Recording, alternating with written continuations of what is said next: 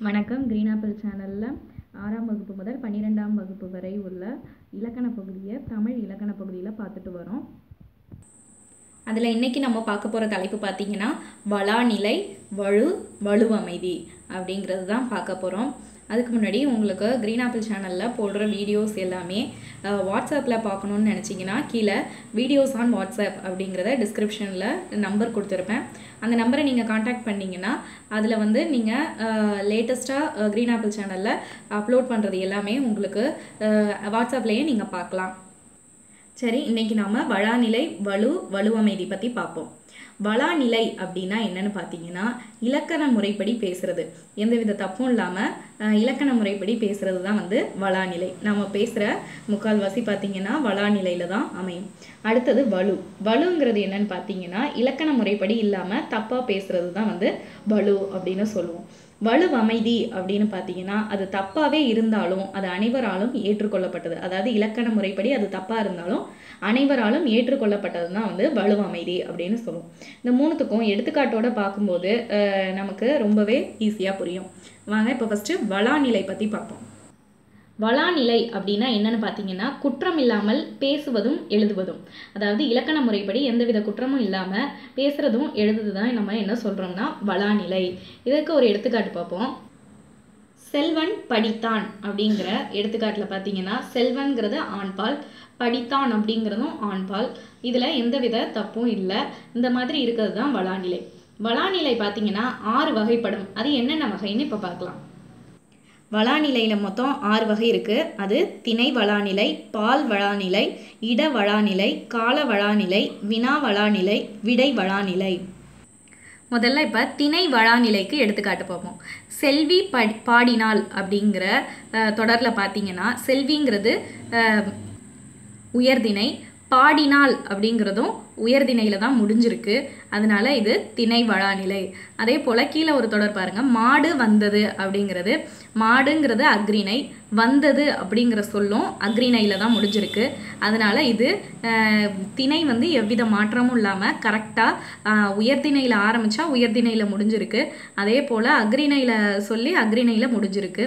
அந்த மாதிரி இருக்கிறதுனால திணை வந்து கரெக்டாக அமைஞ்சிருக்கிறதுனால இது திணை வளாநிலை, அதாவது எவ்வித குற்றமும் இல்லாமல் இருக்கிறதுனால இது வளாநிலை. அது என்ன வளாநிலைன்னு பார்த்தீங்கன்னா திணை கரெக்டாக அமைஞ்சிருக்கிறதுனால இது திணை வளாநிலை. அடுத்தது பால் வளாநிலைக்கு எடுத்துக்காட்டு பார்ப்போம். கண்ணன் வந்தான் அப்படிங்கிற தொடரில் கண்ணன்கிறது ஆண்பால், வந்தான் அப்படிங்கிறதும் ஆண்பால். அப்போ ஆண்பாலில் தொடங்கி ஆண்பாலில் முடிஞ்சிருக்கிறதுனால இது பால் வளாநிலை. அடுத்தது நாய் ஓடியது அப்படிங்கிறதுல இந்த தொடரில் பார்த்தீங்கன்னா நாய்ங்கிறது ஒன்றன் பால், ஓடியதுங்கிறதும் ஒன்றன் பால், அதனால பால் வந்து கரெக்டாக இருக்கிறதுனால இது பால் வளாநிலை. இந்த பாலில் வந்து ஆண்பால், பெண்பால், பலர்பால், ஒன்றன் பால், பலவின் பால்னு 5 வகை இருக்குது. அதை பற்றி தெரியாதவங்க போன வீடியோவில் போட்டிருப்பேன், பாருங்கள். அடுத்து வந்து இட வளாநிலை பற்றி பார்ப்போம். எடுத்துக்காட்டு பார்த்தீங்கன்னா நான் வந்தேன் அப்படிங்கிற தொடரில் நான்கிறது தன்மை, வந்தேன் அப்படிங்கிறதும் தன்மை, அதனால் இது வந்து இடம் வந்து கரெக்டாக அமைஞ்சிருக்கிறதுனால இட வளாநிலை. நீ வருவாய், நீங்கிறது முன்னிலை, வருவாய் அப்படிங்கிறதும் முன்னிலை, அப்போ முன்னிலை கரெக்டாக வந்திருக்கிறதுனால இது இட வளாநிலை. இடம் சரியாக எல்லாமே கரெக்டாக இருந்தால் அதுதான் வந்து வளாநிலை. இதில் பார்த்தீங்கன்னா இடம் சரியாக அமைஞ்சிருக்கிறதுனால இது இட வளாநிலை, பால் சரியாக அமைஞ்சிருந்தால் அது பால் வளாநிலை, அந்த மாதிரி தான் சொல்கிறோம். அடுத்தது கால வளாநிலை பற்றி பார்ப்போம். இப்போ எடுத்துக்காட்டு பார்த்தீங்கன்னா நாளை வருவேன் அப்படிங்கிறப்ப நாளைங்கிறதும் எதிர்காலத்தை குறிக்குது, வருவேன் அப்படிங்கிறதும் எதிர்காலத்தை குறிக்குது, அதனால் நாளை வருவேன் அப்படிங்கிறது வந்து எதிர்காலம் சரியாக பொருந்திருக்கிறதுனால இது கால வளாநிலை.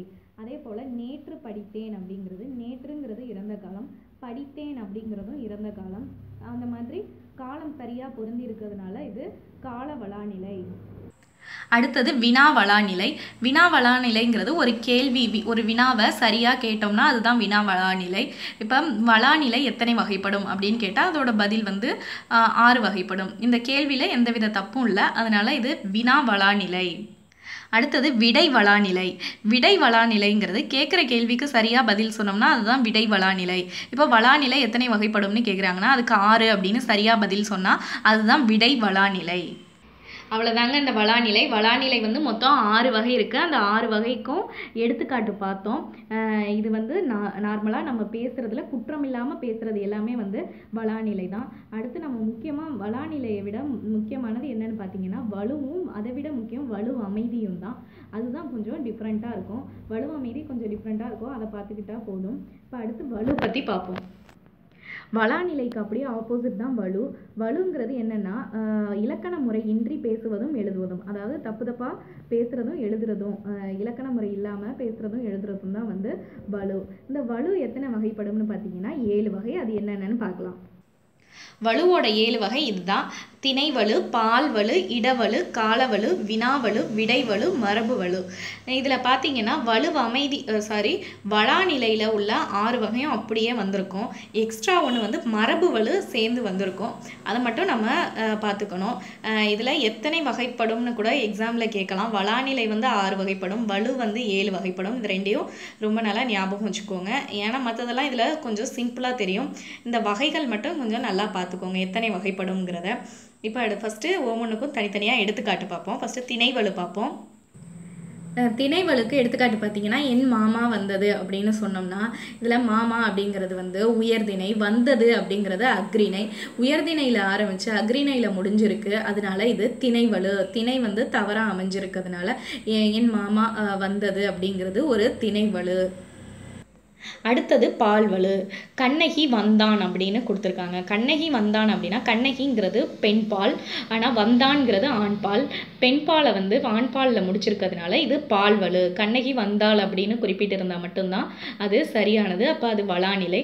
ஆனால் இதில் கண்ணகி வந்தான்னு குறிப்பிட்டிருக்கிறதுனால இது பால்வலு. அடுத்தது இடவலு. இடவலுங்கிறது பார்த்தீங்கன்னா நாங்கள் வந்தார்கள் அப்படின்னு இருக்குது. நாங்கள்ங்கிறது வந்து தன்மை, ஆனால் வந்தார்கள்ங்கிறது படற்கை. இந்த மாதிரி இந்த தன்மையில் தொடங்கி படற்கையில் முடிஞ்சிருக்கிறதுனால வந்து இது இடவலு. அடுத்தது காலவலு. கரிகாலன் நாளை வந்தான் அப்படின்னு இருக்கிறதுல நாளை அப்படிங்கிறது எதிர்காலம், வந்தான் அப்படிங்கிறது வந்து இறந்த காலம். அதனால காலம் வந்து தவறாக பொருந்தி இருக்கிறதுனால இது வந்து காலவலு. அடுத்தது வினாவலு பற்றி பார்ப்போம். முட்டையிட்டது சேவலா பெட்டையா அப்படின்னு கேட்குற கேள்வியே முதல்ல தவறானது. ஏன்னா வந்து முட்டைங்கிறது வந்து பெட்டைக்கோழி மட்டும்தான் விடும். அப்படி இருக்கும்போது அது வந்து சேவலா பெட்டையா அப்படின்னு கேட்குறதே வந்து ஒரு தவறான கேள்வி. அதனால் இது வினாவலு. அடுத்தது விடைவலு. நாளை பள்ளி திறக்கப்படுமா அப்படின்னு கேட்குற கேள்விக்கு என் அத்தைக்கு உடல் நலமில்லை அப்படிங்கிற விடை வந்து பொருத்தமே இல்லாத ஒரு விடை. அந்த மாதிரி கூறினா அது வந்து விடைவலு. அதாவது கேட்குற கேள்விக்கு தவறாக பதில் சொன்னால் அது வந்து விடைவலு. அடுத்தது மரபு வலு. மரபு வலு பார்த்தீங்கன்னா நாய் கத்தும் அப்படிங்கிறது வந்து ஒரு மரபு வலு. நாய் குறைக்கும் அப்படிங்கிறது தான் மரபு. ஆனால் அந்த மரபை தப்பாக கூறி இருக்கிறதுனால நாய் கத்தும் அப்படின்னு சொல்லியிருக்கிறதுனால இது மரபு வலு. இது பெரும்பாலும் நம்ம மரபு வலு வந்து பெரும்பாலும் அனைவரும் பேசும்போது இந்த மரபு வலுவை நம்ம யூஸ் பண்ணுவோம். நம்ம நாய் கத்தும் அப்படின்னு தான் சொல்லுவோம். அது வந்து மரபு வலுவில் சேர்ந்தது. அவ்வளவுதாங்க இந்த 7 வகை வலுவும். வளாநிலை வந்து 6 வகைப்படும், வலு வந்து 7 வகைப்படும். வளாநிலைனா எந்தவித தவறும் இல்லாமல் பேசுவதும் எழுதுவதும், வலு அப்படின்னா தவறோட பேசுறதும் எழுதுறதும். அடுத்து வலு அமைதி பற்றி பார்ப்போம். வலு அமைதி தான் ரொம்ப முக்கியம். வலு அமைதினா என்னன்னு பார்த்தீங்கன்னா இலக்கண முறைப்படி குற்றமாக இருந்தாலும் அது அனைவராலும் குற்றம் இல்லை அப்படின்னு ஏற்றுக்கொள்ளப்பட்டது தான் வந்து வலு அமைதி அப்படின்னு சொல்லுவோம். எந்தெந்த வலு அமைதி அப்படி இருக்குது, நம்ம எதையெல்லாம் வந்து வலு அமைதியில் ஏற்றுப்போம் அப்படின்னு பார்த்தீங்கன்னா திணைவலு, பால்வலு, காலவலு, இது 3த்தையும் வந்து வலு அமைதியில் நம்ம ஏற்றுப்போம். எதனால் எந்தெந்த காரணத்துக்காக நம்ம ஏற்றுப்போம்னு பார்த்தீங்கன்னா உவகை, அதாவது மகிழ்ச்சி காரணமாக, சிறப்பு காரணமாக, உயர்வு காரணமாக, உறுதி காரணமாக, சினம் காரணமாக வந்து இதை வந்து வலு அமைதியாக ஏற்றுப்போம். இப்போ உதாரணத்தோடு பார்க்கும்போது உங்களுக்கு இன்னுமே நல்லா புரியும். பசுவை பார்த்து என் லட்சுமி வந்து விட்டாள் அப்படின்னு சொல்லுவாங்க. ஆனால் வந்து அது தவறில்லை. அதாவது அதை வந்து வலு அமைதி, அது வந்து ஒரு அக்ரிணை. ஆனால் உயர்திணையாக வந்து விட்டாள் அப்படிங்கும்போது அது உயர்திணையில் சேரும். இந்த மாதிரி ஒரு அக்ரிணையை உயர்திணையாக சொல்லும்போது அது வந்து ஒரு மகிழ்ச்சி காரணமாக, ஒரு உயர்வு கருதி, பசுவை வந்து ஒரு உயர்வு கருதி மகிழ்ச்சி காரணமாக என் லட்சுமி வந்து விட்டாள்னு சொல்லும்போது அதை நம்ம வந்து ஏற்றுப்போம். அதுதான் வந்து வலு அமைதி. இதே போல் பார்த்தீங்கன்னா குடியரசுத் தலைவர் நாளை தமிழகம் வருகிறார் அப்படின்னு கொடுத்துருப்பாங்க. அதாவது நியூஸ் பேப்பர்லாம் இந்த மாதிரி தான் போட்டிருப்பாங்க. இப்போ குடியரசுத் தலைவர் நாளைக்கு தான் வருவார்னா நாளை வருவார் அப்படின்னு போட்டால் தான் கரெக்டாக. ஆனால் வருகிறார் அப்படிங்கிறப்ப நாளைங்கிறது எதிர்காலம், வருகிறாருங்கிறது வந்து நிகழ்காலம். இந்த மாதிரி கொடுத்துருக்கிறது வந்து உறுதி காரணமாக கண்டிப்பாக அவர் வருவார், குடியரசுத் தலைவர் கண்டிப்பாக வருவார் அப்படிங்கும்போது இந்த மாதிரி உறுதி காரணமாக இது கொடுத்துருக்காங்க. அப்போ அந்த வலுவமைதியாக ஏற்றுக்கொள்றதுக்கு உவகை, சிறப்பு, உயர்வு, உறுதி, சினம் ஆகியவற்றின் காரணமாக நம்ம என்ன பண்ணுவோம்னா அதை வந்து வலுவமைதியாக ஏற்றுப்போம். இந்த மாதிரி அது தவறாகவே இருந்தாலும் அதை அனைவராலும் ஏற்றுக்கொள்ளப்பட்டதாக இருந்தால் அதுதான் வந்து வலுவமைதி. இப்போ இந்த குடியரசுத் தலைவர் நாளை தமிழகம் வருகிறாருங்கிறது கால வலுவமைதி. அதே போல் என் லட்சுமி வந்து விட்டாள் அப்படிங்கிறது வந்து பார்த்திங்கன்னா திணை வலுவமைதி. அவ்வளோதாங்க. வலுன்னா வந்து பிழை, தவறாக இருந்தால் அது வலு. வளாநிலைங்கிறது வந்து பிழையின்மை, தவறின்மையாக இருந்தால் அது வளாநிலை. வலுங்கிறது வந்து பிழை, தவறு. வளாநிலைங்கிறது பிழையின்மை, தவறின்மை. வலுவமைதிங்கிறது பிழை ஆனால் பிழையாக கொள்ளாமை. பிழையாக இருந்தாலும் அதை பிழையாக ஏற்றுக்கொள்ளாமல் அதை வந்து சரியாகவே ஏற்றுக்கொள்கிறது தான் வலுவமைதி. இந்த வளாநிலை, வலுவமைதி புரிஞ்சிருக்கும்னு நினைக்கிறேன். இந்த வீடியோ உங்களுக்கு பிடிச்சிருந்தா லைக் பண்ணுங்கள், கமெண்ட் பண்ணுங்கள், ஷேர் பண்ணுங்கள். இதே போல் மேலும் பல வீடியோஸ் தெரிஞ்சுக்கணும்னா கீழே உள்ள ரெட் கலர் சப்ஸ்கிரைப் பட்டனை கிளிக் பண்ணுங்கள். சப்ஸ்கிரைப் பட்டனை கிளிக் பண்ணுறதோடு இல்லாமல் பக்கத்தில் உள்ள பெல் பட்டனையும் மறக்காமல் கிளிக் பண்ணுங்கள். அப்போ தான் உங்களுக்கு புதுசாக வீடியோஸ் போடும்போது, அப்லோட் பண்ணும்போது உங்களுக்கு நோட்டிஃபிகேஷன் வரும். அது மூலமா நீங்கள் பார்த்துக்கலாம். அது மட்டும் இல்லாமல் நீங்கள் வாட்ஸ்அப்லேயே வந்து க்ரீன் ஆப்பிள் சேனலோட வீடியோஸ்லாம் பார்க்கணுன்னு நினச்சிங்கன்னா கீழே டிஸ்கிரிப்ஷனில் வீடியோஸ் ஆன் வாட்ஸ்அப்னு சொல்லி நம்பர் கொடுத்துருப்பேன். அதையும் நீங்கள் யூஸ் பண்ணிக்கலாம். இது மட்டும் இல்லாமல் இலக்கண பகுதி மட்டும் இல்லாமல் இலக்கிய பகுதியும் அடுத்த வீடியோஸில் கொடுக்கலான் இருக்கேன். அதையும் நீங்கள் பாருங்கள். தேங்க்ஸ் ஃபார் வாட்சிங்.